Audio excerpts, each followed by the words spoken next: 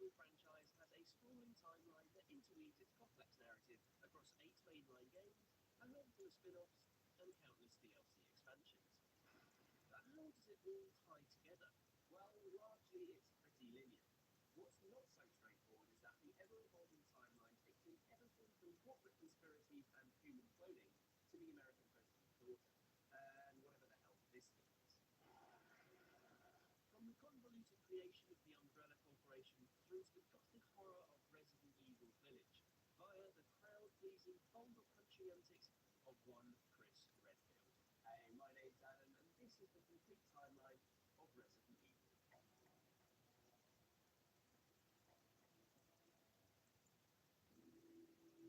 Okay, chronologically speaking, our story kicks off with a good chunk of backstory for Resident Evil Village, the main story of which bookends this timeline right at the very end. In the early 20th century, the main villain of Resi Village, Mother Miranda, is living out her life peacefully in Eastern Europe with her daughter Eva until the Spanish flu pandemic whips through her community in 1919, killing all and sundry. Eva's death sends Miranda into a downward spiral, and she ventures off into a cave network beneath the village to seek out death. Ironically, instead of finding a quick death, she discovers a form of mold known as the Megamycete, a genome which gifts her with regenerative abilities. Armed with this newfound power and knowledge, Miranda seeks to use it to bring her daughter back to life. Miranda continues to experiment with the Megamycete genome over the next couple of decades, and she eventually creates the Cadu parasite, which will crop up again when we come back round to Resident Evil Village. Anyway, the year is now 1951, and a young British medical student stumbled onto Miranda's research after getting lost on a hiking expedition. This young whippersnapper turns out to be one Oswald E. Spencer, who will prove to be very important on this timeline. But I'm getting ahead of myself. Spencer is impressed with Miranda's work, and it inspires him to undertake his own devious research into instigating the next level of human evolution. More on that very shortly. He even nabs a local symbol representing the sigil of the four houses of the area as inspiration for his iconic logo, a logo that also looks a lot like an umbrella. Speaking of umbrella, let's chart the origins of that despicable company.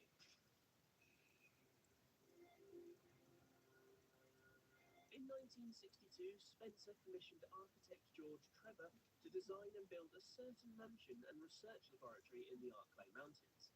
Trevor finally finishes his mad masterpiece in 1967, and it's a labyrinthine structure full of locked doors that make no logical sense. And in order to hide the mansion's terrible secrets forever, Spencer, being the awful bastard that he is, invites the Trevor family to stay. And, well, they never leave. Across the swinging 60s, he joins forces with university pal James Marcus and eccentric millionaire Edward Ashford on an expedition to locate a legendary African flower known as the Stairway to the Sun.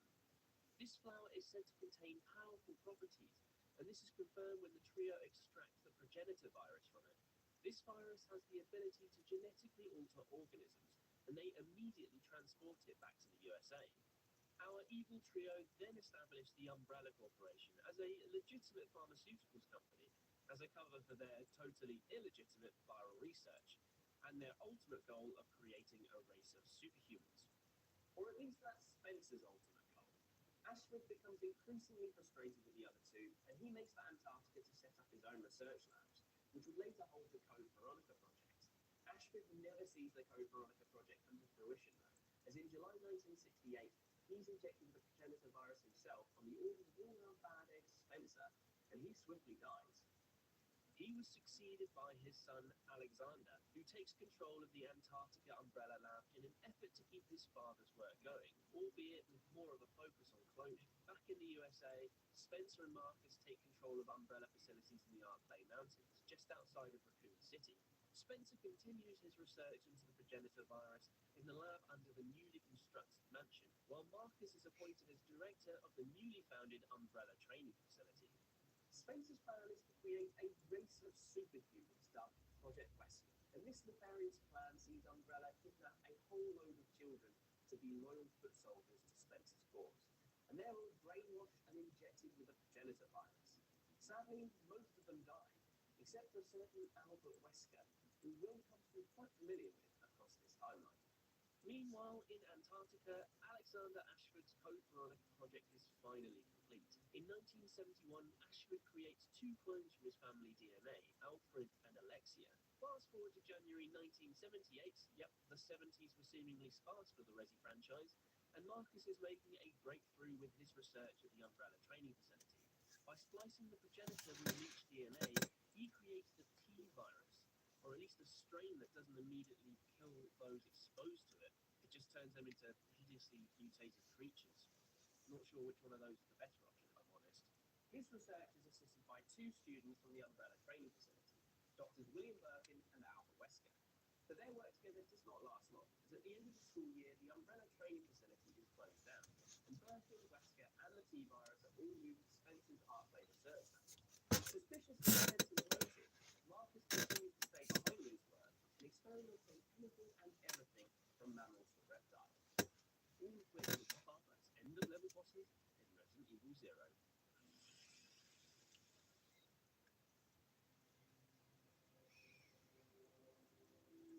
The early 1980s are not a good time for the Ashford family.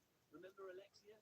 Well, she's grown up to become a 10-year-old child mastermind and is promptly appointed the senior researcher at Umbrella's Antarctica lab, much to the annoyance of 21-year-old Wesker. Keep up, Albert. After learning about their origin as clones, Alexia and her brother Alfred vow to hunt down and capture their father, which they succeed in doing in 1983. With Alexander in custody, Alexia uses him as a test subject for research into her new version of the T virus, known as the T Veronica virus. Surprise, surprise, the experiment turns him into a psychotic monster, later known as Nosferatu. Nope, not that one.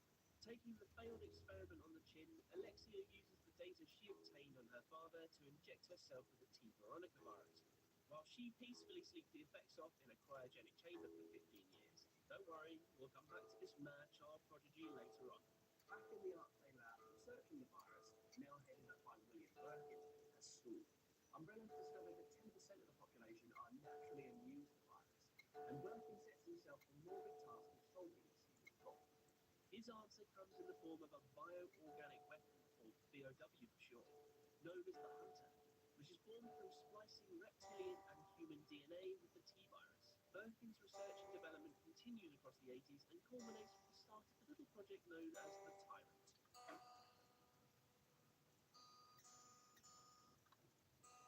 Okay, it's late 1988, and I think it's about time we catch up with our good pal James Marcus, who's slowly been going off the rails with his own brand of T-virus research. As an independent researcher, Marcus makes headway by continuing to experiment with leeches, and in some extreme cases, his own staff. And he eventually creates his magnum opus, the Queen Leech. His old mate Oswell Spencer is having none of this though, and seeks to regain control of the T-virus research by assassinating Marcus and stealing his work.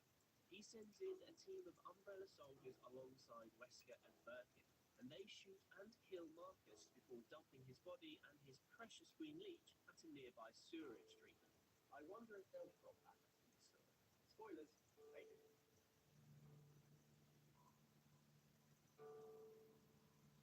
The 90s sees Umbrella expand their operations across the Arclay Mountains and into neighbouring Raccoon City, with Birkin making significant progress with his research creating the superior G-virus in the process. Spencer commissions a gigantic underground lab to be built underneath the city, a job that he covers up by bribing Raccoon City Police Chief Brian Irons. Fast forward to 1996, and the Raccoon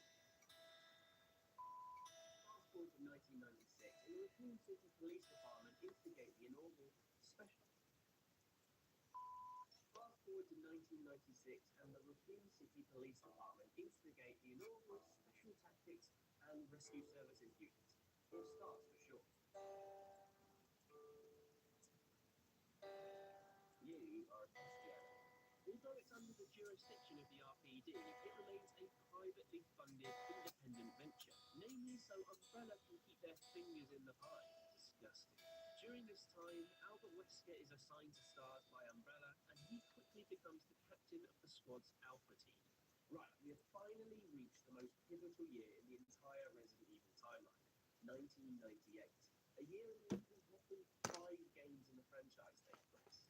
In May 1998, there is a catastrophic outbreak Spencer Mansion Labs, and a handful of Cerberus, zombie dogs to you and me, escape into the Arklay Mountains and start killing unfortunate hikers. In an attempt to contain the outbreak, Umbrella locks down the Mansion Lab and the T-virus begins to spread among the poor staff still there. Naturally, with the horrific nature of the Arklay killings, the stories emerging inspire a media firestorm, and the press start putting pressure on the RPD to get the situation under control. Chief Irons dispatches the STARS, Alpha and Bravo teams to investigate the surrounding mountains, with Wesker overseeing the mission. Unbeknownst to the rest of his teams, though, Wesker's directive from Umbrella HQ is instead to gain critical information about the site's BOWs and destroy the mansion before it is discovered. Alongside that, he is ordered to gather information about the BOW's combat ability, specifically in their interactions with the incoming STARS teams.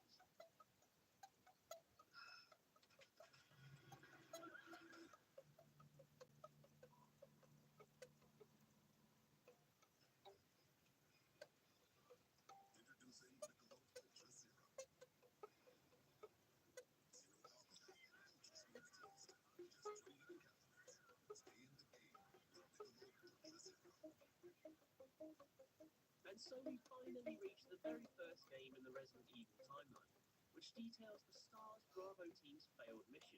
The Bravo team make their way out to the Arklay Mountains, only for their helicopter to crash en route, courtesy of a little bit of sabotage from our good mate Wesker. Instead of making for the Spencer Mansion, as per their original plan, the team stumble onto the wrecked bay military convoy with all the soldiers very much dead. They discovered that the troop had been escorting accused murderer Billy Cohen, and putting two and two together and making five, assumed Billy is the lab responsible for the brutal killings. They split up, and rookie STARS member Rebecca Chambers quickly discovers an abandoned train, the Ecliptic Express. Now, remember that I said that James Marcus and his Queen Leech would make a comeback into this story? Well, boy, what a comeback it is. It turns out that when Umbrella dumped Marcus and his leech in that storage facility, the leech slowly ate away at Marcus's body and mind, effectively absorbing his personality. The end result was a reincarnated Marcus Leech hybrid thing, hell-bent on revenge with Umbrella. This franchise is totally bonkers. Absolutely love it. With Marcus back from the dead, he goes to town on the four inhabitants of the train. By the time Rebecca Chambers stumbles onto the train, they are all dead. Or undead, I guess. Having been consumed by Marcus's army of leeches, Rebecca boards the train, encounters death row inmate Billy Cohen, and they start to investigate the express, keen to get the train back on its journey. Wesker and Birkin send in a team of Umbrella soldiers who succeed in getting the train underway, but promptly get shot by the leeches. Rebecca and Billy manage to bring the train to a stop, albeit a messy one, and emerge from the wreckage of the Umbrella training facility. Marcus, or the hybrid leech thing, reveals himself to Wesker and Birkin, and this leads the duo to activate the facility's self-destruct function. Caught in the middle of all of this are poor Rebecca and Billy, who navigate their way out of the facility, kill the Queen Leech, and get to safety before the place blows sky high. As they overlook the destruction, Rebecca allows the actually innocent Billy to go free, and she leaves him to go and help Alpha Team at a familiar-looking mansion. The game then ends with Billy giving the cheesiest thumbs up I've ever seen.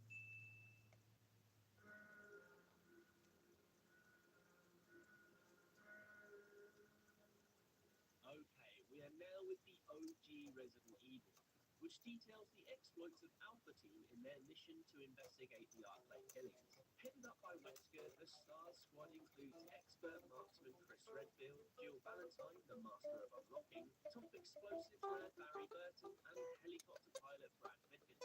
The team successfully land near the mansion, but are quickly caught off guard by a pack of zombie dogs, which forces them into the Spencer Mansion. Separated, they each make their way through the illogical maze of corridors, encountering and surviving the zombified Umbrella staff, BOWs, and various other mutations. Meanwhile, Wesker is pulling the strings behind the scenes. He strong-arms Barry into helping him set traps for the rest of the STARS team by threatening to kill his family. Chris and Jill survive everything and anything that's thrown at them: sharks, snakes, spiders, bad dialogue, and they meet up with Rebecca Chambers on their way to getting out of the mansion. Wesker is finally revealed to be a traitor to Alpha Team, and as a result, he releases Umbrella's Tyrant Project, a huge mutated man-mountain, in a bid to kill the remaining STARS members. Jill and Rebecca fight off the tyrant, and thanks to the impeccable timing of Vicker's return with the helicopter, they all escape as the Spencer mansion self-destructs. There's definitely a pattern emerging here, right? Amidst the chaos, Wesker manages to survive as well, albeit without the critical BOW samples he intended to gather, and he leaves Umbrella for good.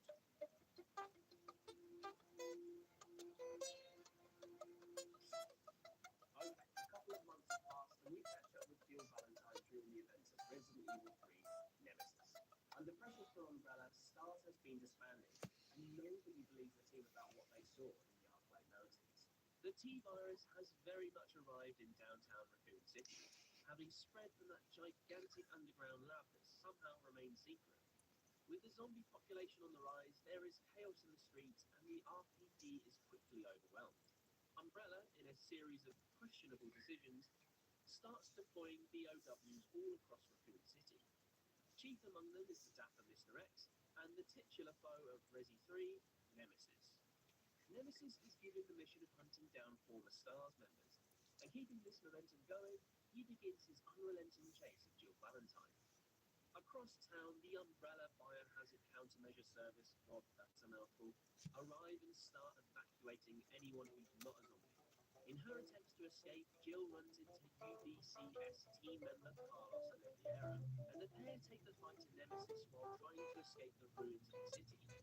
During their fight, Jill becomes infected with the T-virus, leaving poor Carlos to fend for himself and find a cure for Jill.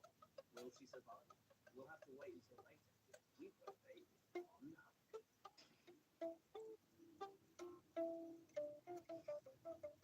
Taking place concurrently with Resident Evil 3 is the campaign to Resident Evil 2, which sees new popular cop Leon Kennedy and Chris Redfield's sister Claire appear for the first time in the franchise.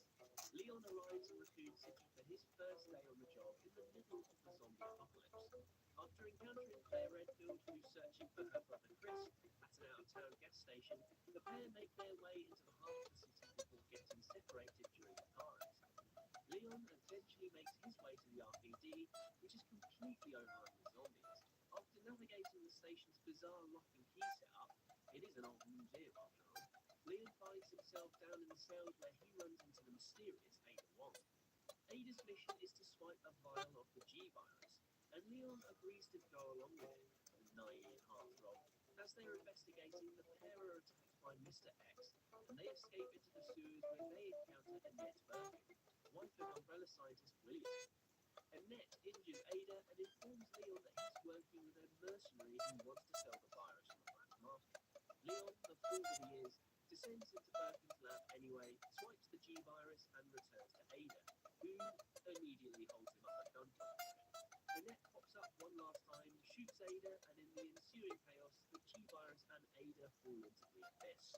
As Leon tries to escape the lab, Mr. X makes one last encore before being dispatched by a handy rocket launcher that is thrown to him by Ada, who has miraculously survived her fall. Meanwhile, Claire encounters a young girl, Sherry, daughter of William Birkin, and they manage to escape a giant creature by taking refuge in the RPD car park, where they meet morally bankrupt police chief Brian Irons. Brian kidnaps Sherry and locks her in a neighbouring abandoned orphanage. As Claire mounts a rescue mission, a tyrant drops in on Irons, infecting him with a parasite. Irons dies and Sherry flees, while Claire manages to escape into the sewers, only to bump into Sherry's mum, Annette, who reveals the creature chasing her daughter is in fact her mutated father. Turns out our Will had plans to sell his G-virus creation to the US military, a plan that didn't go down too well with Umbrella, who promptly sent in a team to kill him. To save himself, Birkin injected himself with the G-virus, turning the good doctor into a repulsive monster. In the ensuing carnage, he destroyed a bunch of T-virus stores, which led to the Raccoon City outbreak. When Claire and Annette find Sherry, they discover that she's already been infected by her father, and the pair hatch a plan to find a cure from within Birkin's labs. Claire succeeds in finding an antidote, and in the chaos of getting back to cure Sherry, Annette is killed by her husband.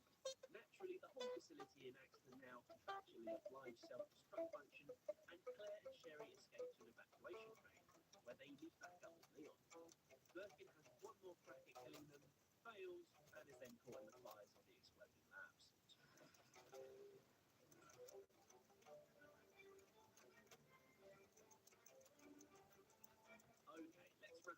cliffhanger from earlier.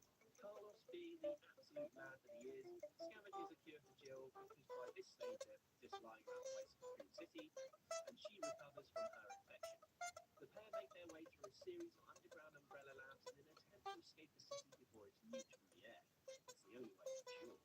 En route, they're ambushed by good old Nemesis one last time, and Jill fires a killing blow with the biggest of big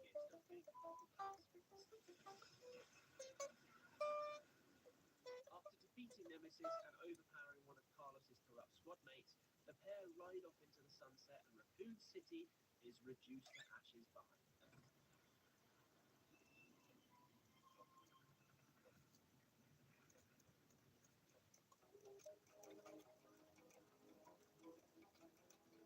Alright, 3 months have passed since the devastation in Raccoon City, and Claire Redfield is still searching for her brother Chris. Her search takes her to an Umbrella facility in Paris, where she is eventually caught in a sequence heavily riffing on John Woo. Umbrella locks her up in an isolated prison in the Southern Ocean known as Rockport Island. And lo and behold, there is an outbreak of the T-virus on the island, and Claire soon gets set free. Soon after, she encounters the world's most irritating Canadian, a floppy-haired lad called Steve Burnside, and the pair team up to escape the island. In their way stands Alfred Ashford, one of the clones created by Umbrella co-founder Alexander Ashford, and, well, he's gone a bit insane. His time alone and apart from his twin sister Alexia has led him to cultivate a split personality, and he switches frequently between the identities of himself and Alexia. Claire and Steve soon break free from Rockport Island, only for Alfred to divert their plane to the nearby Umbrella facility in Antarctica, using the system's autopilot override. Crash landing in Antarctica, the pair finally defeat Alfred, who uses his final spark of life to awaken his sister Alexia from her cryosleep. She's not the only Ashford in Antarctica, though. Turns out Papa Alexander Ashford, the other Nosferatu, is still around, and he's hungry for revenge. As Claire squares off against the hideous remains of Alexander, Alexia takes control of the situation and captures our heroic duo as they attempt to escape. Meanwhile, back on Rockport Island, Chris has turned up searching for his sister. In his search of the island, he bumps into none other than Dr. Albert Wesker, who's gone rogue from Umbrella since the Spencer Mansion incident, and is there to retrieve a sample of the T. Veronica virus. With their goals both in Antarctica, the pair separately make haste to the Umbrella base. Once there, Chris saves Claire, poor Steve becomes infected and dies, Alexia is finally defeated, and that sneaky bastard Wesker makes off with Steve's T. Veronica virus-filled body, all while Umbrella's Antarctica base, yep, you guessed it, self-destructs. Cold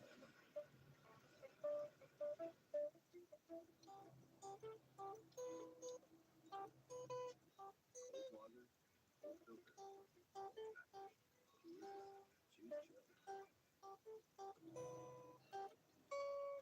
Next up on our timeline is the We Like Gun spin-off Resident Evil Dark Side Chronicles, which largely rebuilds the events of Resident Evil 2 and Code Veronica.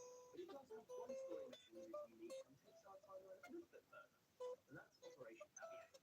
4 years after the disastrous events in Raccoon City, Leon Kennedy and Special Ops member Jack Krauser are dispatched to South America to apprehend cartel leader Javier Hidalgo, who has apparently infected his daughter Manuela with the Veronica virus. Leon and Krauser encounter and secure Manuela before proceeding to Hidalgo's complex. There, they defeat Javier, who has fused himself with the Veronica virus to become some kind of giant killer plant, and they escape with Manuela via helicopter. During the fight, Krauser's arm is wounded and becomes infected, and as a result, he's discharged from the US Army. This leads him down a darker path, as he contacts Resi Big Bad Albert Wesker to join his team. Umbrella continues the next of our timeline, and it largely retreads grounds from Resident Evil 0, 1, and 3. But it does have a unique story mission called Umbrella's End, and I'm guessing you can figure out what that entails. The year is 2003. Chris Redfield and Jill Valentine are investigating Umbrella's last known stronghold, a facility in Russia which is developing a new bioweapon known as the Talos Project. Chris and Jill, being the experts that they are, infiltrate the facility and destroy the Talos. But wait, who's that on the horizon? It's only bloody Wesker again, here to take his final revenge on Umbrella. Wesker flings his coat into the camera like an absolute nutter. It must be freezing out there, and he tears his way into the compound. He he encounters Sergei Vladimir, a high-ranking Umbrella leader who's been working closely with Lord Spencer to keep Umbrella going in the wake of the Raccoon City outbreaks. Sergei is no match for Wesker, though, who quickly dispatches him and steals Umbrella's deepest, darkest secrets, which he then makes public. As a result, Umbrella loses its long-standing legal battle with the US government, a dispute that's been going on since 1998, and Umbrella declares bankruptcy as a result. Nothing more exciting than court proceedings to bring an evil monster-created corporation to its knees, eh, lads?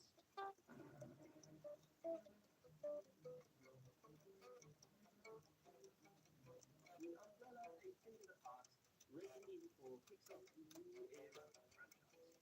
Resi 4 is a largely self-contained chapter in the franchise, taking the series away from its zombified roots. The year is 2004, and Leon Kennedy is dispatched to rescue the American president's daughter, Ashley, from a mysterious cult in deepest, darkest Spain.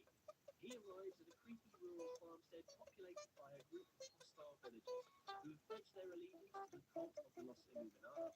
The villagers are effectively being controlled by a parasite known as Las Plagas, with the cult leader Osmond Sadler calling the shots. Leon, after surviving chainsaws, giants, and a mutated salamander, finally tracks down Ashley to a nearby church, and the pair later escape to a castle which doesn't look menacing in the slightest. Jokes, it's under the control of creepy man-child Ramon Salazar, another of Sadler's henchmen. When Leon and Ashley get separated against the castle's deadly traps, Leon encounters an old acquaintance, the lady in the red dress, Ada Wong. Long time no see. Leon battles his way out of the castle, killing a mutated Salazar, and makes his way to find Ashley at an offshore island vicinity. Old acquaintances are like London buses, it seems, as Leon then bumps into his former special ops buddy, Jack Krauser. Krauser then reveals that he and Ada are both working for Wesker to secure the Las Plagas parasite, and Leon, being the good egg boy that he is, defeats him. Leon then confronts Sadler himself, killing him atop the island's research facility with a good old-fashioned rocket launch to the face, courtesy again of Ada. Ada then holds Leon up at gunpoint again, and she makes off with a sample of the Las Plagas virus. Meanwhile, Leon and Ashley escape the island self-destruct sequence on jet skis. Resident Evil 4, what game?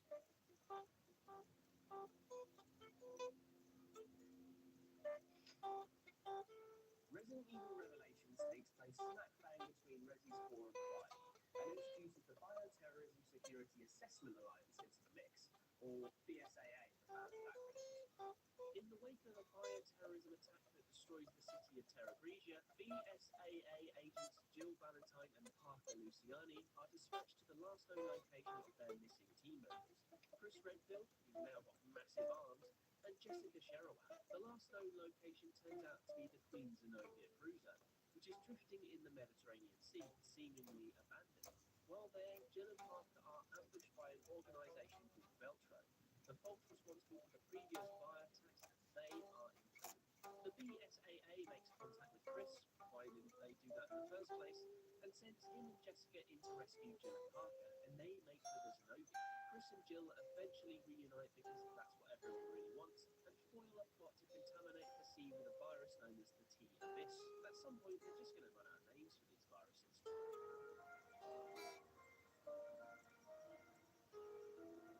Right, time for something a little different. And by different, I mean mostly the same, but now it's a film. The first of a trilogy of CG animated movies, Resident Evil Degeneration sees series stalwarts Leon S. Kennedy and Claire Redfield foil another Raccoon City-like bioterrorism plot. But this time it's on a wider scale across the whole US. It kind of feels like you're watching a 90-minute long and unskippable cutscene, when all you want to do is explore a bit and shoot some zombies in the face.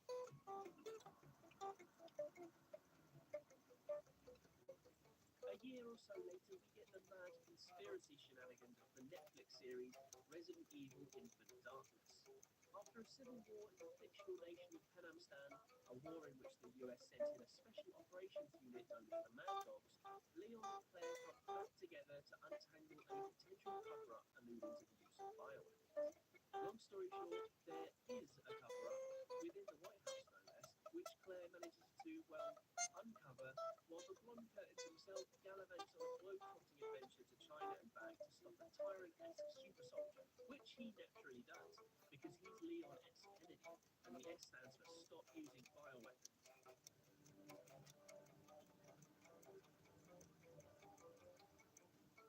forward about a year, and our dream team, Chris and Jill, have finally tracked down the last remaining co-founding member of Umbrella, Lord Oswell E. Spencer.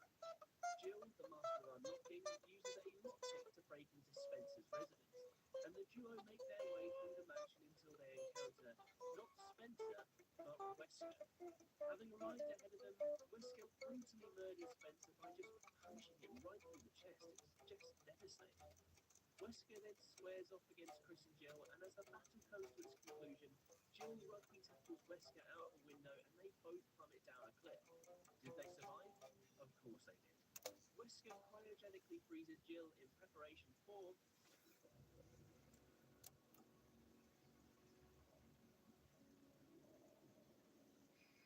we're heading to Africa for Resident Evil 5, which takes place nearly 3 years later. The game follows Chris Redfield and BSAA partner Sheva Alomar as they investigate an outbreak on the Las Plagas parasite in an African town. Chris and Sheva stop an illegal arms deal and as a result stumble onto evidence that Jill is still alive. Driven to find his old partner, Chris continues the investigation and the pair find themselves in the cave that started this whole mad franchise off in the first place. Yeah, they rediscovered the origins of the T-virus, their stairway to the sunflower, and uncover a conspiracy involving the BSAA's parent company, Tricell, who have been sneakily continuing on with Umbrella's research. Chris and Shiva eventually catch up to Jill Valentine, sporting a new blonde haircut, and wrestle her in order to remove a mind control device that is attached to her chest. To absolutely no one's surprise, Wesker reveals himself with another world-destroying plan. This time it's firing missiles containing a virus known as Ouroboros all around the world. Our trio chase Wesker down and eventually corner him in an active volcano, because by this point, why the f*** not? Chris and Sheva take the fight to Wesker, and in Chris's case, some poor innocent defenseless Poland probably have friends and family that cared for them. And they eventually kill Wesker once and for all by firing, yep, you guessed it, ladies and gentlemen, it's the crowd favourite, Rezzie's Big Bad Killer, an RPG right into his smug face.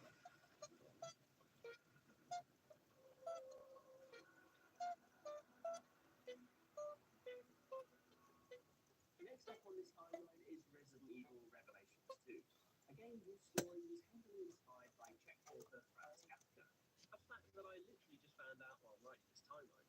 To make my job even more complicated, Revelations 2 takes place across two different timelines. The first sees Claire Redfield and Moira Burton, daughter of Ginger legend Barry, being kidnapped and imprisoned on an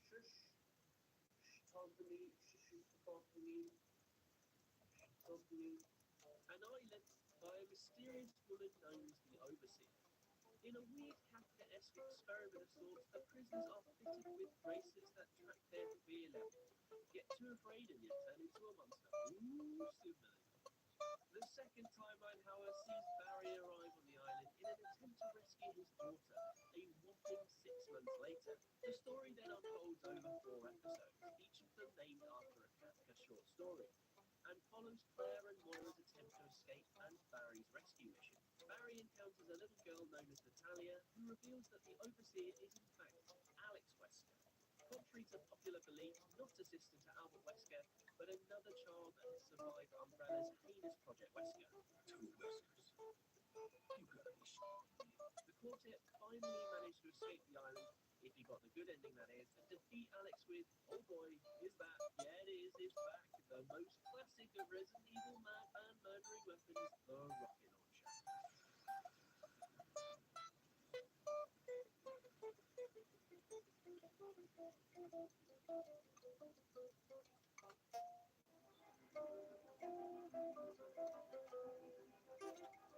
Before we get into the madness of Resident Evil 6, we've got another jaunt back into the CG build trilogy, with the middle entry Resident Evil Damnation.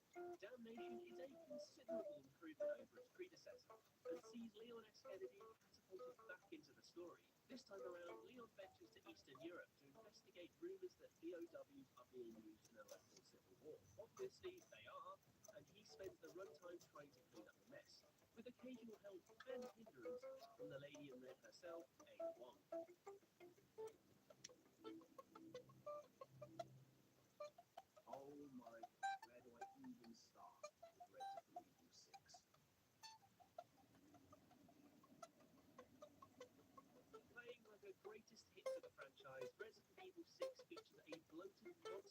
storyline with not one, not two, not even bloody three, but four different campaigns and seven major characters. The story kicks off on Christmas Eve 2012 with Jake Muller, son of the late Al Wesker. Hang on, when did he get this? Yeah, Wesker Fox, being taken into custody by a grown-up Sherry Birkin, who is now a BSAA agent. Muller is the key to creating a vaccine to the new C virus, but Birkin's mission to extract him from the fictional country of Adonia is put on hold when they are hunted down by a new bioweapon called Ustanak, which is like Nemesis on steroids. To add insult to injury, during the attack they are abducted by an imposter calling herself Ada Wong. Meanwhile, BSAA agents Chris Redfield and Piers Niven are in the same neighbourhood to keep the local infected population under control. They soon come under attack from a new organisation calling itself Neo Umbrella, supposedly led by Ada Wong, and their whole squad is wiped out by the C virus. Fast forward 6 months and the American president is about to air Umbrella's dirty laundry from the 1998 Raccoon City outbreaks. But there's another bioterrorism attack and the president is infected, forcing our old friend Leon Kennedy to kill him. Leon uncovers that the National Security Advisor Derek Simmons was behind the attack, and he tracks down Simmons to a Neo Umbrella lab in Lanshiang, China, with his partner Helena Harper.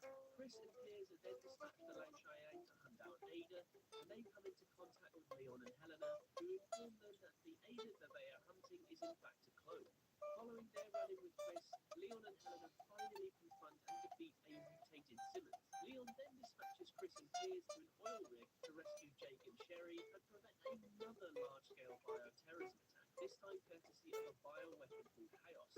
This kitchen sink approach to storytelling all dovetails into a messy conclusion that sees Piers inject himself with the C virus to defeat Chaos. Sherry and Jake then kill the behemoth Ustanak, and the real Ada destroys the lab where her clone was created. Whew, that was a lot. And I didn't even mention the fact that the logo looks like a giraffe being sucked off by a...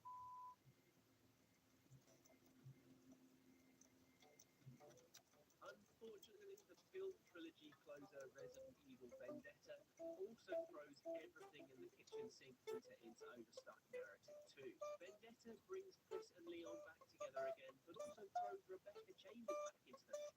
Yeah, remember her? Last time we saw her on the timeline was all the way back in the original Resi, like 20 or so minutes ago. Anyway, this trio of bioterrorism busting badasses get embroiled in yet another attempt to unleash a new virus on the unsuspecting citizens of the world. But this time it's a virus with a new name. The A virus, because, well, that letter wasn't yet taken. Long story short, the trio succeed, and along the way, there's fan favourites all over the shop.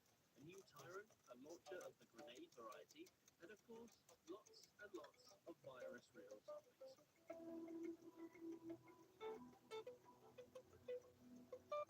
Right, after the bonkers plots of the last couple of entries, it's time to take things back to basics with the swampland horror of Resident Evil 7. The year is 2014 and all hell is about to break loose with the Baker family. After encountering an abandoned tanker in the Louisiana bayou, Jeff Baker finds a little girl and brings her back to the family home. All appears normal until the girl wakes up and causes the Bakers to go, well... Fast forward 3 years to the summer of 2017 for the main plot of Resident Evil 7, which sees poor Ethan Winters encounter the charming Baker family while he searches for his missing wife, Mia. As Ethan enjoys the delightful hospitality of the Bakers, he soon discovers that his wife and the family have been infected with a mold-like fungus that turns them super aggressive. He escapes the hellish residence with help from the Baker's daughter Zoe, defeating Jack and Margarita along the way.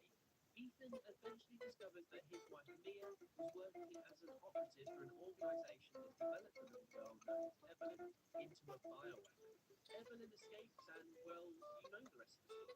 Ethan finally encounters Evelyn face to giant face, eventually killing her before being rescued by none other than Boulder murderer Chris Redfield.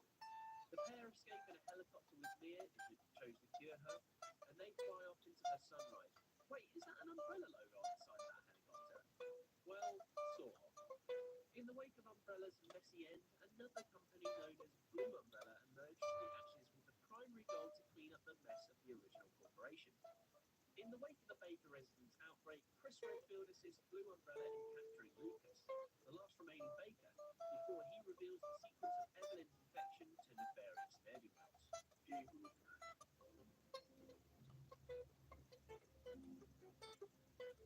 And so we reach the final destination of this madcap rollercoaster franchise, Resident Evil Village, or Resident Evil 8 if we're being fancy. 3.5 years have passed since the carnage of Resi 7, and Ethan and Mia Winton are living a relatively normal life with their newborn daughter Rose. That is until our pal Chris Redfield and his Hound Wolf squad storm the Winters' residence and kidnap hapless Ethan and baby Rose. Ethan and his daughter are taken out of town, but before they can reach their destination, their truck is ambushed. The little nipper Rose is kidnapped by someone else, and Ethan is left for dead. Gosh, this lad just can't catch a break, can he? He awakens to this new nightmare and ventures into a nearby village to search for Rose. The village in question is like something out of a Universal monster movie, complete with actual werewolf roaming the street and a Dracula-alike countess lording over a giant spooky castle. After the former nearly eviscerates poor Ethan, he's imprisoned by the latter, a giant lady vampire known as Lady Dimitrescu. Having been tipped off by a mysterious merchant known simply as the Duke, Ethan discovers that Rosemary has been killed. Oh God. And her body parts scattered across the village in 4 different flasks. Damn, that's dark. The 4 different flasks have been entrusted to 4 different lords, or in a massive callback to the very beginning of this video, 4 of Mother Miranda's chemioparasite experiments. One by one, Ethan systematically dispatches these monstrosities, starting with the aforementioned tall vampire Lady Dimitrescu, before offing puppet possessor Donna Beneviento, giant fishman Salvatore Moreau, and finally Magneto on steroids Carl Heisenberg. After dispatching Heisenberg, Ethan discovers that Chris is in the neighborhood, and he tracks him down to have a go at him for shooting his wife. Chris explains that the Mia he shot was actually Mother Miranda in disguise, and that she's pulling the strings on this whole damn puppet show. This surreal nightmare comes to a head when Ethan confronts Miranda, only to die for his struggles. Don't worry, we haven't seen the back, or face either, to be honest, of this lad just yet. Having witnessed Ethan's death, Chris assembles his Wolfhound squad, and they venture deep under the village where they discover the truth behind Mother Miranda and her experiments with the Megamycete. Chris's plan to deal with this truth: blow the shit out. He plants a charge and vacates the premises. Cut to Ethan, who isn't dead. Well, actually, he is, but let me explain. You see, Ethan has been dead since pretty much the very beginning of Resi 7, after his encounter with Jack Baker. The reason that he's still alive is because he was infected by the very mold he was trying to destroy in that day, and its powers of revival have been keeping him breathing ever since. Hence why he just put his hand back on when it's chopped off earlier in the game. The revived Ethan once again takes the fight to Miranda, who's halfway through trying to revive her daughter Eva. With Ethan's timely intervention, she actually revived baby Rose, and with his mission complete, Ethan kills Miranda and stays behind to make sure Chris's bomb destroys the Megamycete. And as the Megamycete blows sky high, Chris jets off into the horizon with Rose and a rescued Mia too, having found her held prisoner in the dungeons of the castle.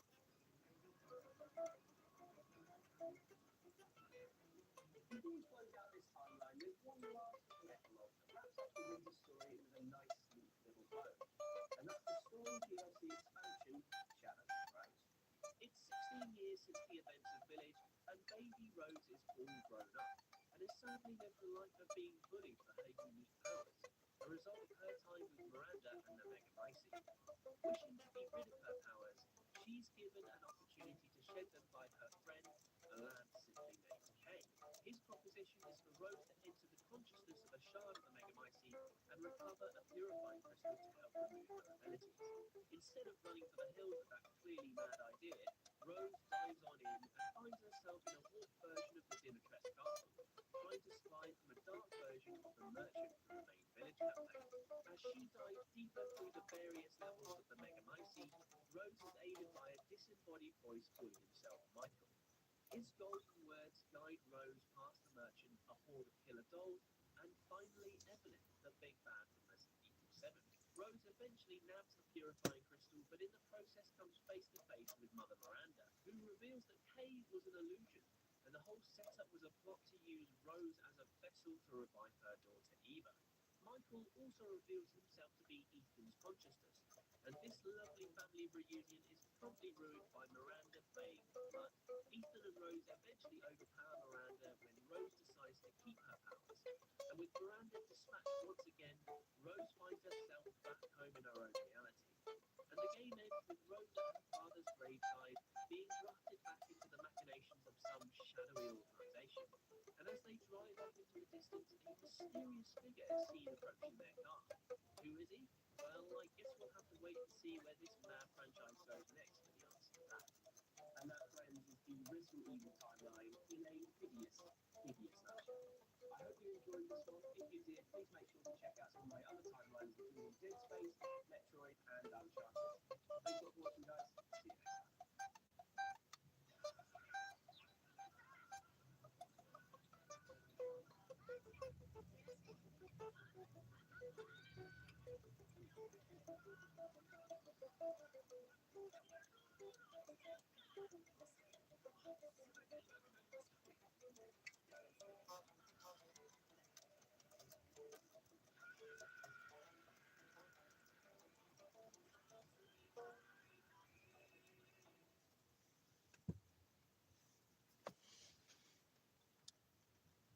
Hey, we're down here at Sweetwater's Guitar Gallery. We're going to take you through and show you how much we love guitars.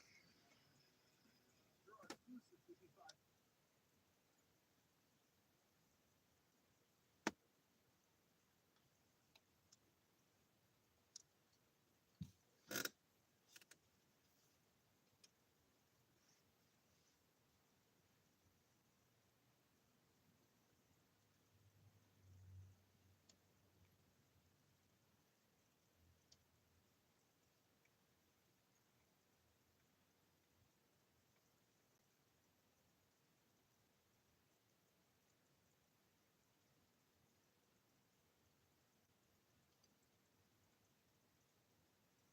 Active subsidiaries in a variety of industries from the 1970s to the early 2000s. Umbrella had influence in the production and sale of cosmetics, chemicals and pharmaceuticals, industrial machinery, consumer products, healthy foods, the transportation industry, and tourism. The wide variety of Umbrella's subsidiaries was typical of large-scale corporations, although it was intentionally built to cover up illegal activities.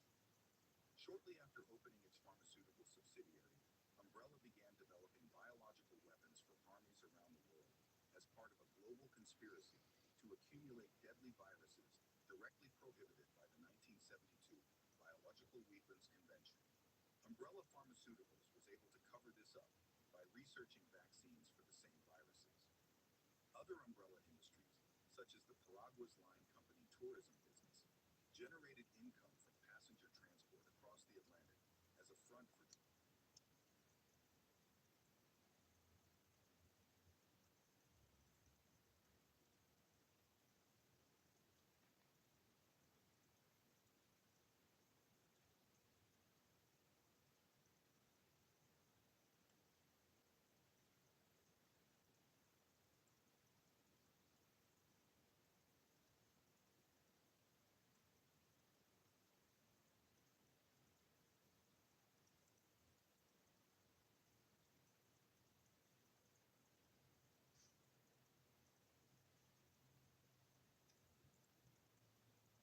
Pirates, one of Umbrella Corporation's most successful and devastating BOWs to have ever been created, being a staple in the numerous Resident Evil. Back to thank you for coming. I will say that. Pirates, one of Umbrella Corporation's most successful and devastating BOWs to have ever been created, being a staple in the numerous Resident Evil games and movies where they've showed off their countless abilities and always being that constant antagonist for our characters to overcome. So in this video, we'll be doing a quick summary of some of the most prominent tyrants in the Resident Evil series, while we cover the origins of these monsters and up to the famous and tension-filling tyrant we see in Resident Evil 3 Remake with Nemesis. So sit back and relax as we quickly delve into each of these behemoths. But before we do get started with the video, I just want to say my name is Heydeva, and I do cover a lot of Resident Evil.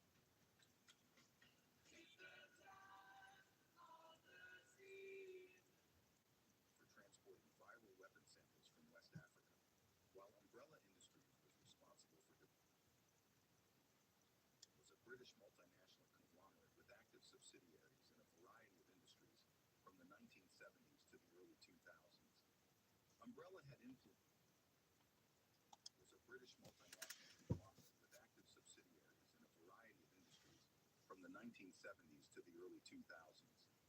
Umbrella had influence in the production and sale of cosmetics, chemicals and pharmaceuticals, industrial machinery, consumer products, healthy foods, the transportation industry, and tourism. The wide variety of Umbrella's subsidiaries was typical of large-scale corporations, although it was intentionally built to cover up illegal activities.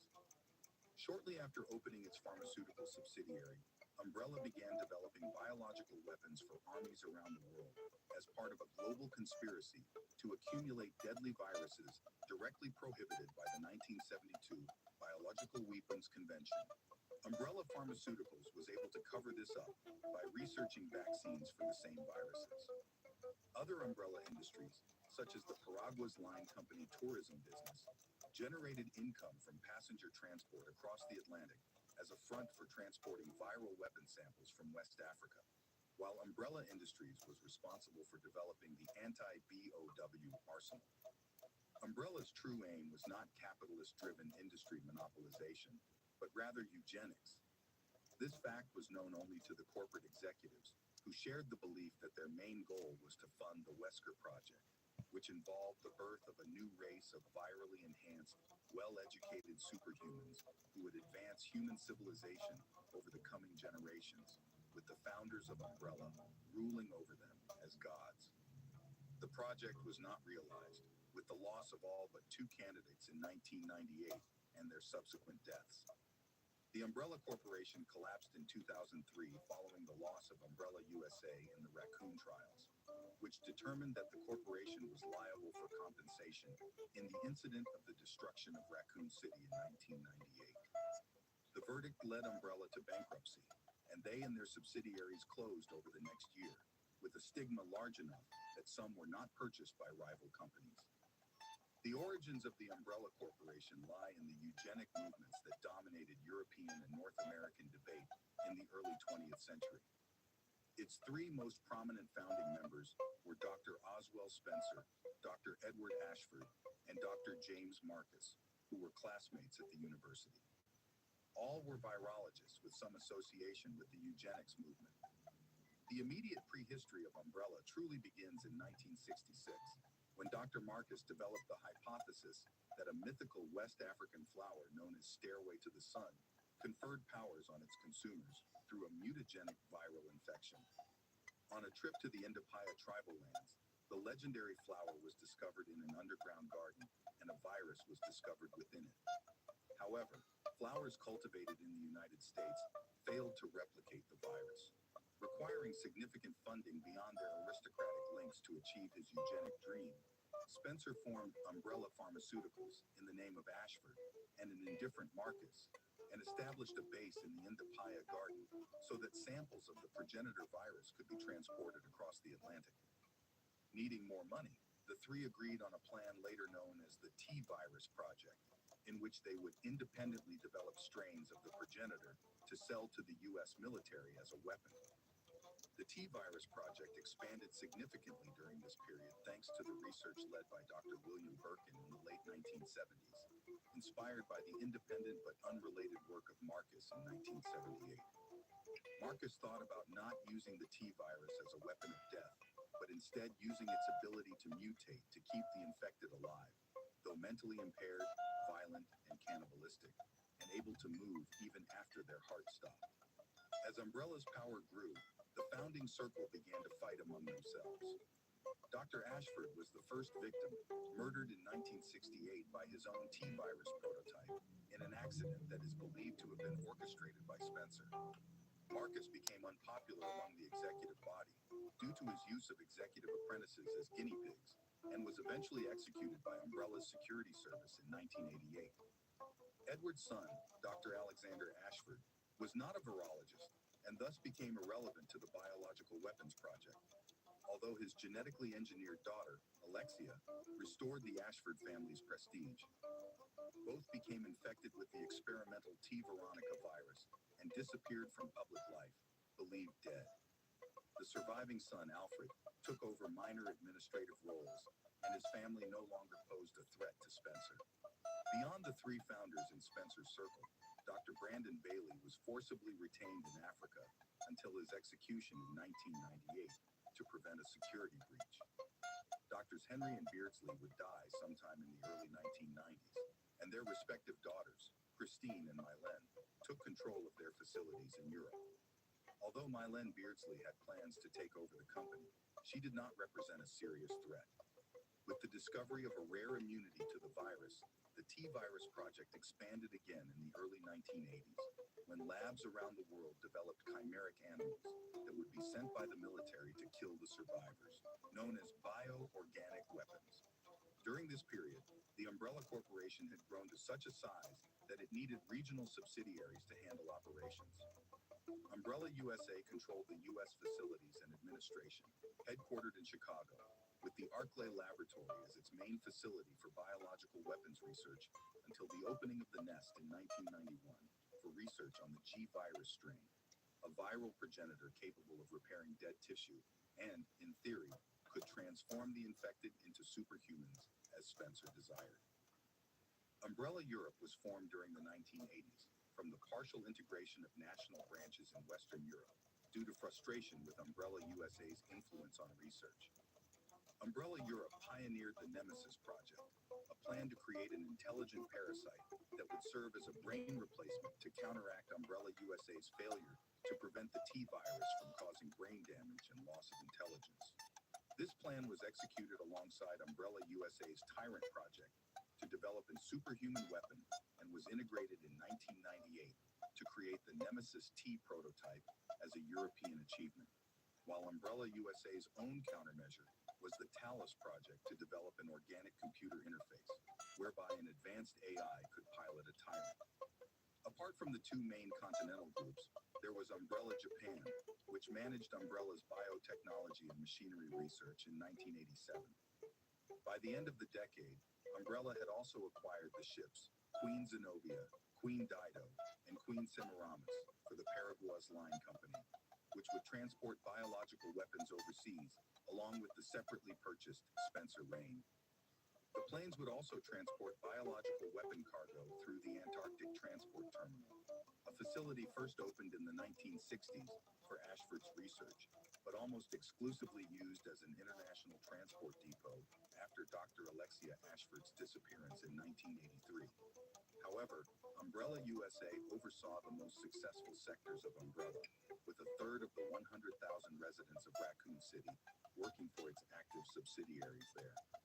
In the early 1990s, the collapse of the Soviet Union allowed Umbrella to expand its paramilitary organizations, the Umbrella Biohazard Countermeasure Service and the Umbrella Security Service, as well as the Umbrella Intelligence Division and its monitors. The UBCS was founded by hiring mercenary work from communist guerrillas and nationalist terrorists arrested shortly after the collapse, and retired soldiers from the Warsaw Pact states.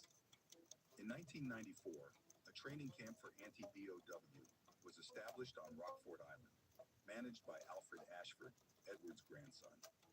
Its military expansion from this point is linked to the UBCS founder and commander-in-chief, Colonel Sergei Vladimir, whose special genes gave Umbrella USA the opportunity to finally mass-produce the Tyrant line by experimenting with his clones. By 1998, Umbrella had an impressive air force consisting of UH-60 Blackhawks, AH-6 Little Birds, CH-53 Sea Stallions, AV-8 Harrier jets, and C-130 Hercules capable of landing on water. Its ground forces were armed with M4A1 rifles and MP5 submachine guns, and the USS was equipped with British-made S-10 gas masks. In its intelligence expansion, Umbrella had successfully implanted moles within the U.S. military, such as Dr. Albert Wesker, and learned of American ambitions to eventually abandon support for Umbrella with the reactivation of their own biological weapons program. Nonetheless, Umbrella's influence over the nations to which it sold weapons remained strong, to the point that when Plant Number 57 in West Africa suffered an outbreak, the massacre by the UBCS of everyone in the nearby town was covered up by the government, and a case of human experimentation that went terribly wrong in a hospital in the Arklay Mountains ended without police investigation, and the media did not identify Umbrella in the incident. The hospital simply closed in 1993. A news reporter who investigated the case was killed in 1996, and his body was thrown into the nearby Ames River without a follow-up investigation linking him to the case. Umbrella's success began to decline in 1998 due to two factors: industrial espionage and internal destabilization.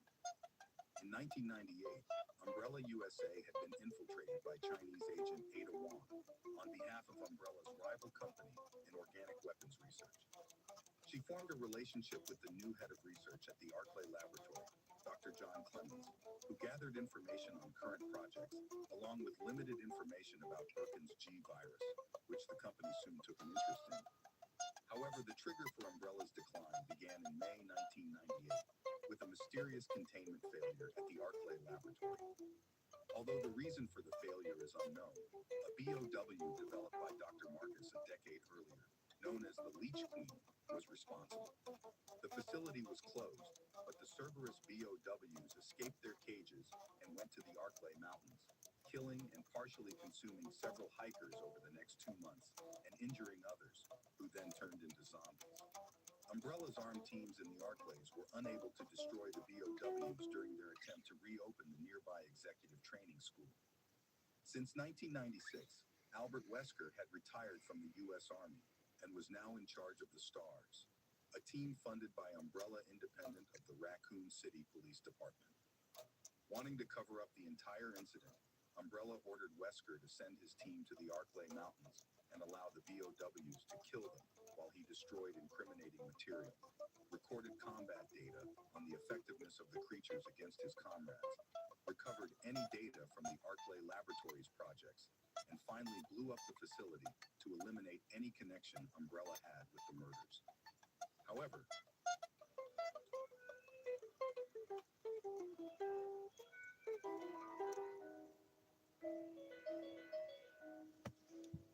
Take him away down.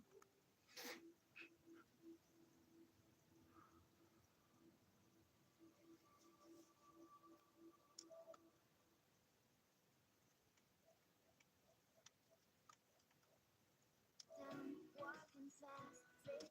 Wesker had decided to leave Umbrella and join the rival company, having judged that Umbrella was already doomed. Instead of delivering his data to Umbrella USA as expected, he faked his death and escaped the explosion, with 4 of his comrades corroborating his death. Meanwhile, Dr. Birkin also decided to leave Umbrella. Having failed to impress Spencer and received an offer to join his inner circle, Birkin made plans to surrender himself to the U.S. military authorities, along with samples of the T virus and the G virus. In the weeks leading up to his surrender, he unleashed the T virus in other facilities, such as a sewage treatment plant and the newly inaugurated P12A facility, to process failed experiments. This caused the T virus to slowly spread through Raccoon City, which by mid-September had Raccoon General Hospital under strict quarantine. Expecting Umbrella to learn of the deal, Birkin paid Police Chief Brian Irons to clean the sewers, which allowed a policeman to patrol and interrupt a USS team handling C4 charges. Upon learning of the operation, Birkin released the biological weapons Hunter R's from his laboratory, which killed the rest of the research staff and his own guards, so that he and his wife, Annette, were the only people aware of the G virus. The USS operation went wrong when Team Alpha, under the orders of Hunk, shot Birkin during his attempt to recover a G virus sample, unaware that Birkin still had a sample in his possession. Birkin injected himself with this sample and transformed into a powerful monster, rampaged through the sewers, and killed everyone except Hunk, and destroyed the briefcase with the virus samples. This exposed the sewer's ecology to the T virus, which, after a brief but violent competition between rats and giant cockroaches, led the rats to flee to Victory Lake, Raccoon City's reservoir, infecting the employees of the Raccoon Dam and allowing the contaminated water to find its way into the city. Umbrella became aware of the events in Raccoon City on September 16th, when they learned of hospital cases of a cannibal disease. With With the water contamination spreading the virus to tens of thousands, the UBCS received deployment orders and was sent to evacuate civilians, with the expectation that the outbreak would be contained with the help of the U.S. Army and the National Guard, while also giving Umbrella USA and Umbrella Europe the opportunity to test their bioorganic weapons in combat. Nemesis was sent to the city with orders to find and eliminate the surviving stars. The experimental bioorganic weapons Hunter Beta and Hunter Gamma were sent by the U.S. and European divisions respectively for combat testing. However, the UBCS was eliminated shortly after their arrival on September 26th, and federal troops and the National Guard withdrew from the city and imposed blockades, leaving the survivors to fend for themselves. An influential U.S. official, Derek C. Simmons, used his influence in the U.S. government, particularly Ron Davis, to push his contingency plan to destroy the city with an experimental air and fuel bomb. On October 1st, the National Security Council, the President, and the Joint Chiefs of Staff made the decision to destroy the city, which was immediately bombed. Umbrella, its rival company, the U.S. Army, a U.S. terrorist organization, and a black market dealer managed to obtain samples of the G virus through their respective channels, and all evidence linking any of the parties to the disaster was destroyed or covered up. Unable to ignore the power of Umbrella any longer, Congress voted in a session to suspend Umbrella USA's right to conduct business in the country and federalize its assets, while the president himself resigned due to public criticism over his decision to destroy the city. Despite initial journalistic reports from survivors about the incident, including an article by survivor Alyssa Ashcroft, the threat of biological weapons to the world was covered up, meaning that the bombing of Raccoon City could not be defended by the government or the media. As a result of the Raccoon City incident and the loss of the U.S. Army's Delta Team units in the city, the U.S. Department of Defense established the Anti-Umbrella Pursuit and Investigation Team, an anti-BOW unit within STRATCOM, to take charge of biological weapons, and it was given the order under Antivirus Weapons Protocol, number 7600, authorizing any unsolicited operation in other countries to address outbreaks. Umbrella continued to decline steadily after Raccoon City.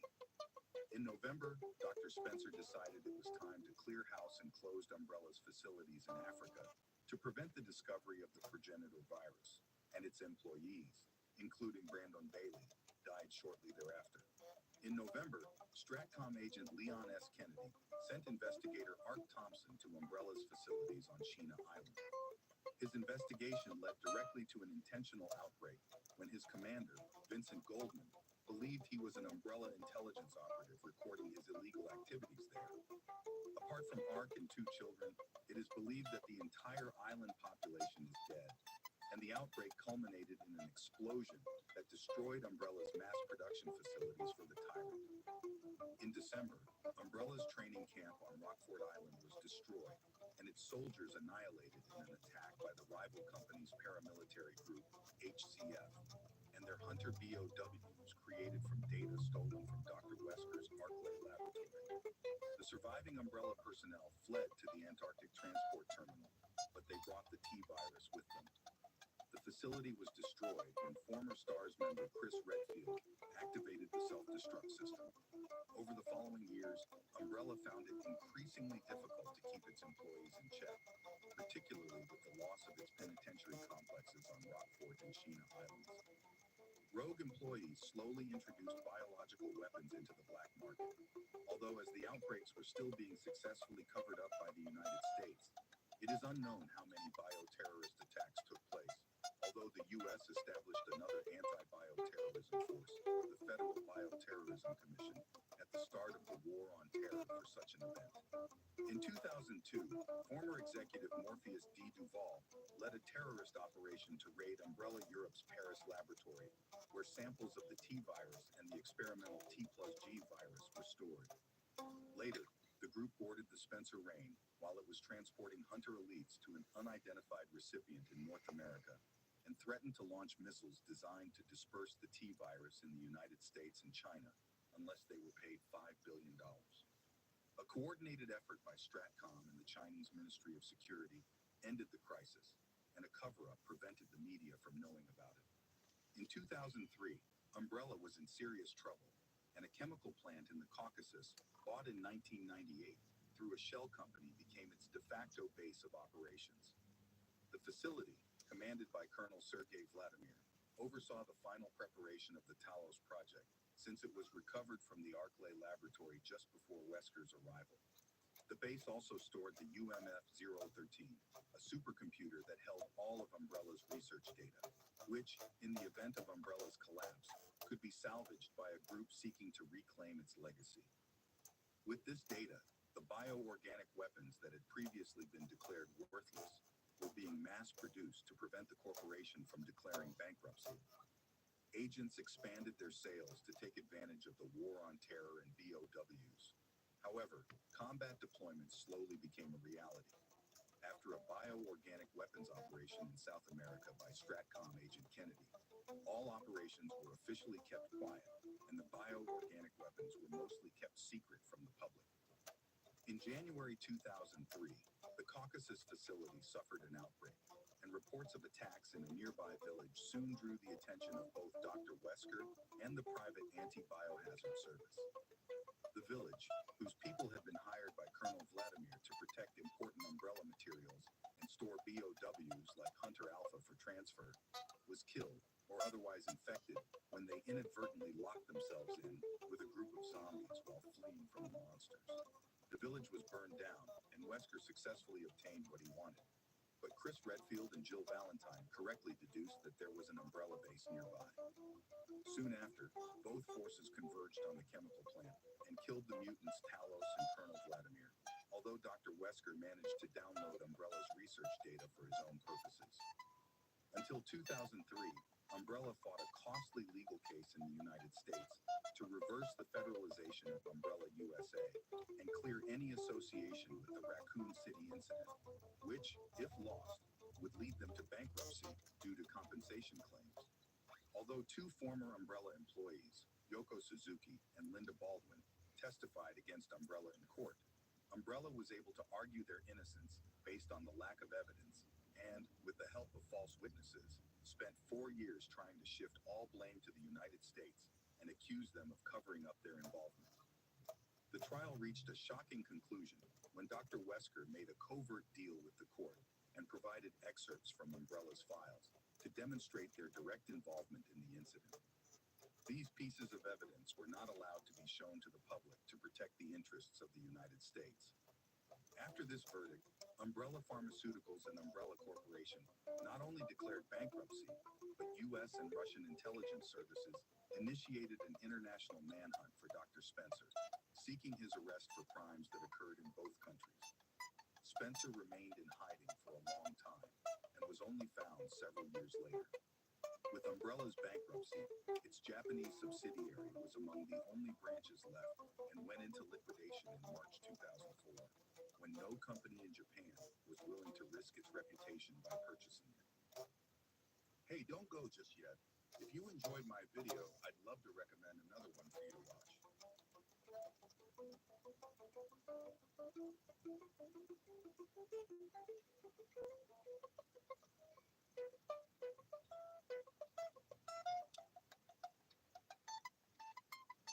Are you a full stack marketer spending all day switching between platforms? Now with Semler's Toolkits, no more running from one app to the next. You pick and pay for exactly what you need, all in one place.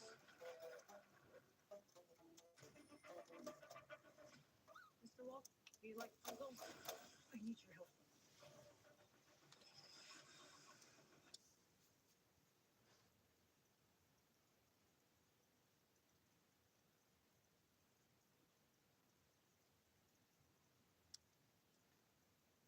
Please be silent as we reflect upon our company motto. Obedience breeds discipline. Discipline breeds unity. Unity breeds power. Power is life. A philosophy so perfect in its logic, yet so deeply flawed by its very nature. This was the Umbrella Corporation's company motto, a promise of control and dominance that instead became a curse, dooming the company to collapse under its own hubris. Each clause in this statement served as a foreshadowing of Umbrella's eventual downfall, not only through the catastrophic accidents and betrayals that plagued the corporation, but because nature itself would never allow their twisted vision to succeed. Theirs was a story of unchecked ambition, human greed, and the ultimate price of defying natural order. To understand what and why it happened, there's actually countless hints throughout Umbrella's history. Moments that clearly foreshadowed its downfall and exposed the fatal flaws in its philosophy from the very start. The viruses and parasites in the series weren't simply lab creations, they all stem from nature. It began in Eastern Europe, where an ancient civilization worshipped the so-called Black God, believing it to be a divine source of power. In reality, as always, the supernatural had natural roots. The Black God was a vast fungal colony, thriving by absorbing organic material, memories, and genetic makeup from the dead around it. This civilization eventually fell, leaving only legends and ruins behind. Centuries later, a kingdom arose in the same region, ruled by 4 kings, said to possess supernatural gifts from the Black God. But just as before, the truth was tied to nature. The kingdom too fell, becoming a forgotten myth. By the early 1900s, the area was home to a simple village. In this village, Miranda, a grieving mother who lost her daughter to the Spanish flu, discovered the fungal organism in a secluded cave. Believing it held the essence of her child, she became infected, gaining abilities akin to those of the 4 kings. Her obsession with reviving her daughter drove her to experiment on the villagers, ultimately dooming them to monstrous transformations. One day, Miranda encountered a young university medical student hiking in the area. Though she intended to use him as a test subject, they became collaborators instead, driven by their shared interest in the fungal organism. But their partnership fractured when their goals diverged. Miranda sought only to revive her daughter, while the young man envisioned reshaping humanity itself. This clash of ideologies set the stage for everything that followed. Parting ways with Miranda, the young man carried invaluable knowledge with him. If such natural power could exist in one place, he reasoned, it must exist elsewhere too. This man was none other than Oswald Spencer, the founder of Umbrella. He joined forces with other brilliant minds, most notably James Marcus and Edward Ashford, and began scouring myths and legends in search of untapped natural power. One legend caught Spencer's attention: the rituals of the Ndipaya people deep in West Africa. According to their beliefs, a mystical flower granted superhuman abilities to those who survived consuming it. The murals painted a vivid picture of a god king who ruled an underground kingdom for centuries before tragedy struck. Monsters arose, and the tribe resorted to human sacrifices to keep them at bay. But control was fleeting, and eventually, the entire tribe, including the king, was annihilated. Spencer dismissed neither the stories nor the artistry of the murals. He believed the ancient people were documenting events, not imagining myths. Determined to uncover the truth, Spencer journeyed to West Africa to locate the lost Ndipaya kingdom. Among its ruins, later explored by Chris Redfield and Sheba Alomar, Spencer found a shadow of its former glory. Magic or superstition, but in nature. In an underground garden, Spencer discovered the legendary flower, known locally as the Stairway to the Sun. This was the source of the God King's power and his kingdom's downfall. Examining the flower, Spencer uncovered its secret. It produced an infectious virus capable of reviving dead cells, a natural phenomenon, likely millions of years old. He named it the progenitor virus. Returning with samples, Spencer was dismayed to find the flowers incapable of producing the virus outside their natural habitat. The unique conditions of the underground garden were essential to its formation. Still, Spencer recognized the potential. The ability to revive dead cells was the foundation of his dream, to create a superior race of humans. To fund and conceal his experiments, he established a pharmaceutical company, the one we know today as Umbrella. Unbeknownst to him, this was the beginning of the end. Like the civilizations and kingdoms before, the modern world, driven by the greed for absolute power, was poised to follow them into ruin, becoming nothing more than a cautionary tale buried in the annals of history. Umbrella grew into a massive corporation, specializing in numerous pharmaceutical fields, but only a handful of upper executives and select employees knew its true intentions. they established a base in Africa to continue their research on the progenitor virus, the cornerstone of their ambitious experiments. This breakthrough laid the foundation for their next project, the tyrant virus, or as it's more widely known, the T virus. The T virus would soon become the stuff of nightmares, a creation that sought to push evolution beyond the limits nature would ever allow.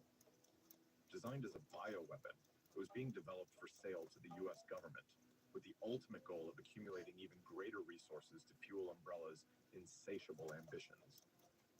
Edward Ashford was stationed at Umbrella's newly constructed facility in Antarctica when the first major crack in the company's foundation appeared. Spencer orchestrated a sabotage, causing an accident that unleashed the progenitor virus within the facility. The infection claimed Edward's life, allowing Spencer to seize his research in a calculated act of treachery. Meanwhile, James Marcus was stationed at a boarding school deep in the Arklay Mountains outside Raccoon City. Umbrella repurposed the school into the Umbrella Executive Training Center, constructing a massive underground facility beneath it. Here, Marcus achieved a significant milestone in T-virus research, using leeches in his experiments. Emboldened by his success, Marcus turned to human experimentation. The results, though groundbreaking, were far from what he had envisioned, more horrifying than revolutionary. The growing paranoia within Umbrella began to surface as tensions mounted between Marcus and Spencer, each suspecting the other of treachery after Edward's demise. Marcus devised a plan to expose his findings to Umbrella's executives, aiming to usurp Spencer and take control of the company. However, Spencer learned of the plot and swiftly retaliated, shutting down the training facility and reallocating its resources and personnel to other projects. After this, Spencer orchestrated James Marcus's assassination, carried out by William Birkin and Albert Wesker. Wesker was arguably one of the most significant pieces in this puzzle, a creation that embodied both Spencer's greatest triumph and ultimate failure. Born from the vision Spencer conceived in that cave in Eastern Europe, Albert Wesker represented the culmination of a dream: to create an advanced race of superior humans, transcending the limitations of ordinary humanity. Spencer envisioned this race as the foundation for a reshaped world, with himself as its godlike ruler. This ambition took form in the Wesker Project, an initiative designed to selectively gather children born to parents with exceptional intelligence and superior genetic traits. These children were taken under Umbrella's care, provided the best education, and trained under strict company supervision. They were stripped of their identities and given the surname Wesker before being sent out into the world to explore various fields of expertise as adults. Out of these candidates, only 13 children proved exceptional enough to move on to the project's next stage, injection with a prototype virus. The results were catastrophic. Of the 13, only 2 survived, Albert Wesker and Alex Wesker. Albert, notably, had not yet been injected with the virus at this stage, but was already employed by Umbrella, while Alex, who had received the injection, had a pre-existing terminal illness that the virus failed to cure or enhance in any way, merely prolonging her life temporarily. What Spencer was attempting to achieve here, though grand in ambition, was riddled with contradiction. His goal was nothing less than artificial natural selection, a concept inherently flawed. History has shown time and again that artificial constructs, if left unchecked, are inevitably corrected by the natural mechanisms of life. Spencer's dream to defy nature and control its outcomes was doomed to fail from the start. This marked a turning point for Wesker as his influence within Umbrella grew. With his superior intelligence and rigorous training, he eventually became the leader of the Special Tactics and Rescue Service, STARS, a specialized branch of the Raccoon City Police Department. Much like Umbrella served as a cover for its immoral experiments, STARS, under Wesker's leadership, became a tool to ensure Umbrella's activities remained concealed from law enforcement, a calculated act of deception. However, what Umbrella feared most came to pass: the contamination of the outside world. More rewards, more savings, more special offers. That's what new Fuel Rewards members get at Shell. Join to save 10 cents per gallon on your first fill, 20 cents per gallon on the second, and 30 cents per gallon on the third. Join today. When you can set up reliable Spectrum internet in minutes, you can feel at home in minutes. You're not home until you're connected.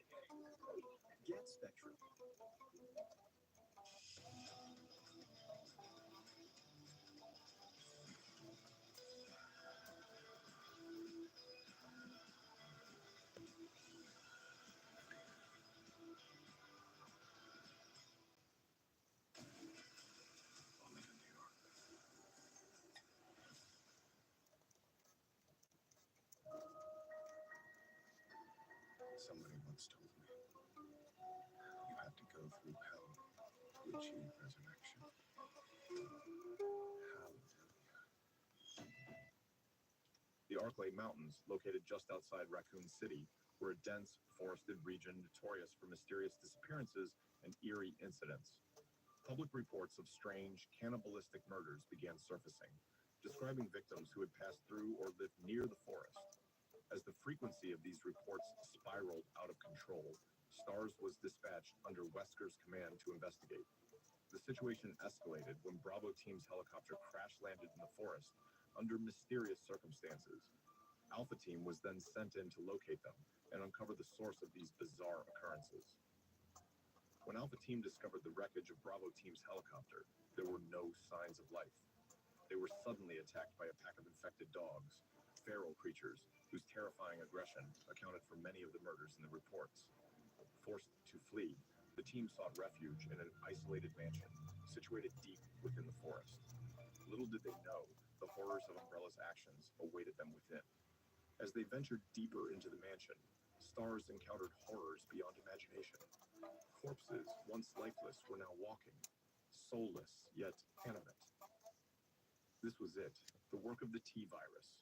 The virus that Umbrella had gone to such great lengths to create, chasing the dream of immortality.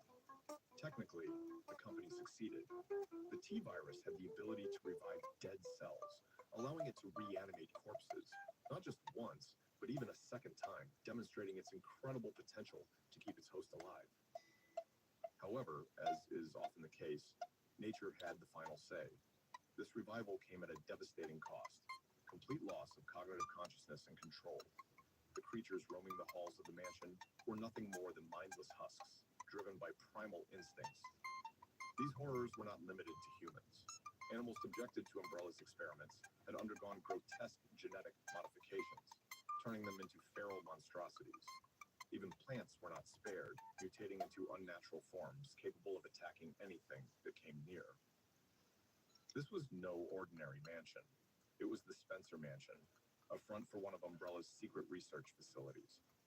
Beneath it lay a massive underground laboratory, concealed from prying eyes.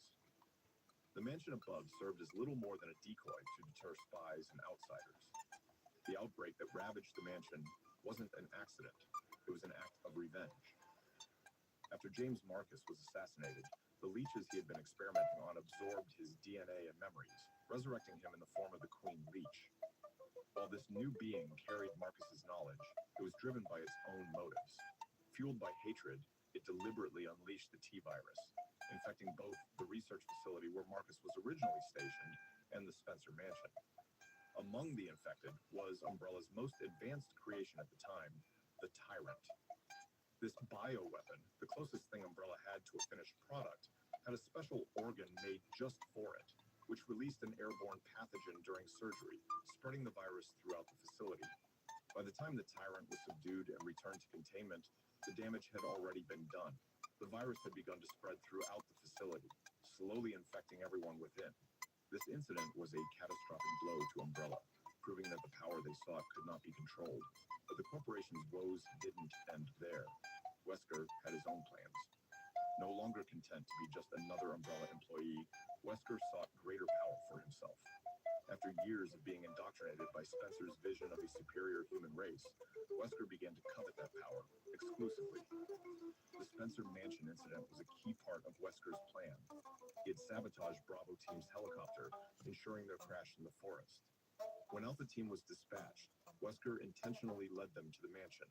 His true goal was twofold: to steal Umbrella's research data from the facility and to use STARS as unwitting guinea pigs to test how they would fare against the weapons Umbrella had created. Poetically, the mansion itself served as the perfect metaphor for Umbrella as a company. On the surface, it appeared warm and welcoming, much like Umbrella's public image as a benevolent corporation offering aid to the sick and needy. Yet, the architecture of the mansion was bizarre and malevolent, intentionally designed with traps around every corner to repel outsiders and hide its dark secrets, symbolizing the deceitful and disingenuous practices that defined the core of Umbrella's operations. Finally, the underground facility and its laboratories represented the morbid intentions of Umbrella. an organization willing to go to unimaginable depths in pursuit of artificial, controllable power, a power that was always destined to fail. Here, the duality of the situation became evident. For the STARS team, this was a terrifying ordeal, a desperate fight for survival against horrors they could barely comprehend. For Wesker, however, it was nothing more than a calculated setback. The monsters were simply obstacles standing in the way of his real objective, stealing Umbrella's research data. When STARS uncovered his betrayal, Wesker injected himself with a modified prototype virus before unleashing the Tyrant from its containment to deal with his former comrades. Unfortunately for Wesker, the Tyrant had a mind of its own. While it represented the closest Umbrella had come to creating a controllable bioweapon, it still fell short of their ambitions.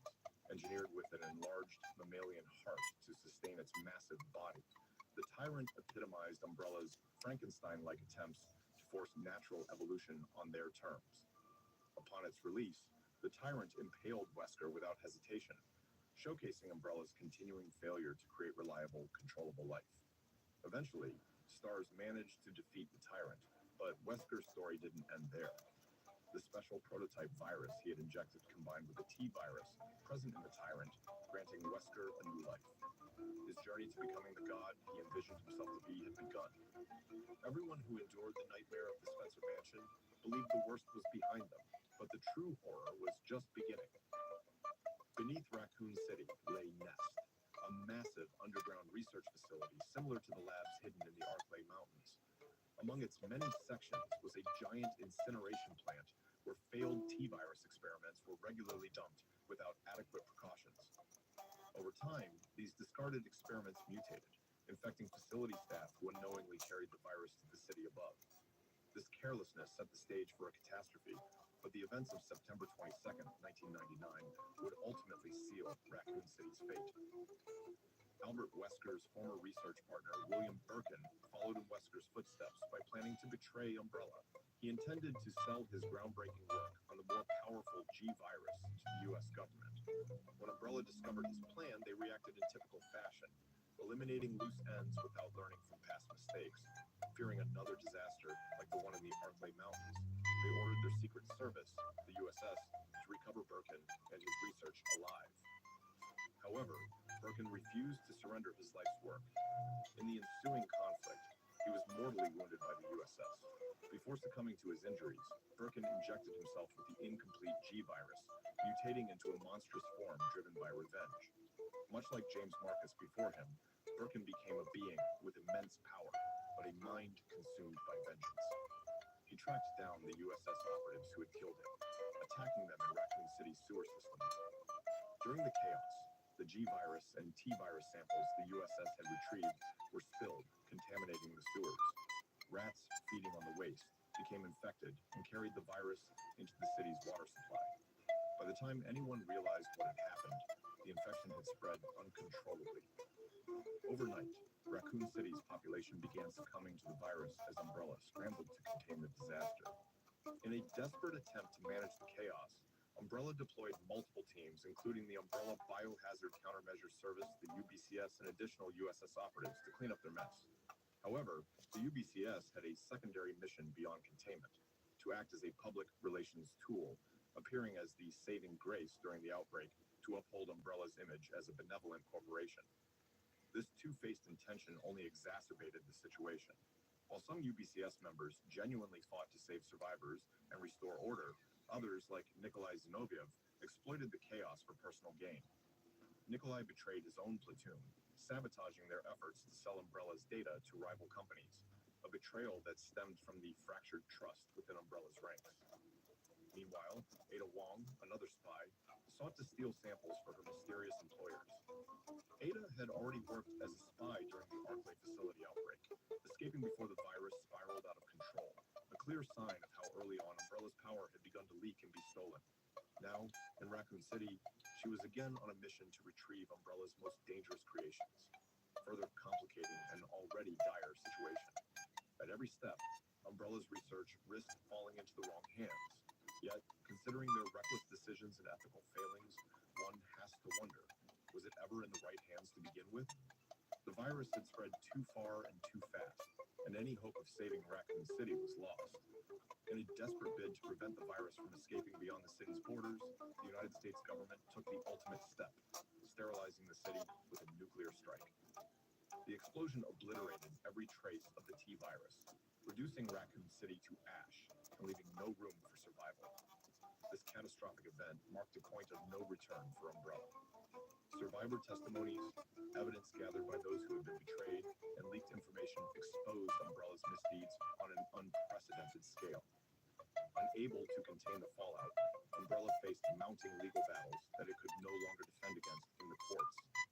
As the truth came to light, the U.S. government froze Umbrella's assets and ordered the company to cease all operations. With its reputation shattered and its operations dismantled, Umbrella's stock prices plummeted, driving the corporation to financial ruin and marking the end of one of the most infamous companies in history. Even though the company was finished, the two most significant figures in this story remained at large, and letting them roam free was not something the world could overlook. Spencer, the man who started it all, and Albert Wesker, still hell bent on amassing as much power as he could, had their own plans for the future. Spencer had secluded himself from the outside world, hiding in one of his mansions. The man who had once dreamed of being a god was now a shadow of his former self, consumed by paranoia, his grand ambitions reduced to desperate attempts to stave off his inevitable mortality. Wesker eventually tracked him down, leading to a final conversation about Spencer's plans to create a superior race. In this moment, Spencer said something that shattered Wesker's self-perception. Are you saying I was manufactured? Wesker came face to face with the harsh truth. He wasn't the superior being he thought he was. He was nothing more than another product of someone else's grand design. The realization pierced through his ego as he understood that he had been created, controlled, and manipulated by the very system he thought he had mastered. Seeing how weak and frail Spencer had become, Wesker judged him unworthy of godhood and ended his life. Wesker believed he alone was capable of fulfilling that role. After all, he was superhuman, armed with superior genes that had allowed him to surpass ordinary humans. Yet even as a superhuman, he carried flaws that would ultimately lead to his downfall. The first flaw was his dependency on a serum to maintain his superhuman abilities. A dose too low or too high could severely harm his body, degrading the very traits that made him powerful. But the second and most devastating flaw was his unchecked ego. This arrogance ultimately cost him his life. Wesker's grand plan to create a superior race using the Ouroboros virus fell apart when Chris and Shiva ultimately stopped him.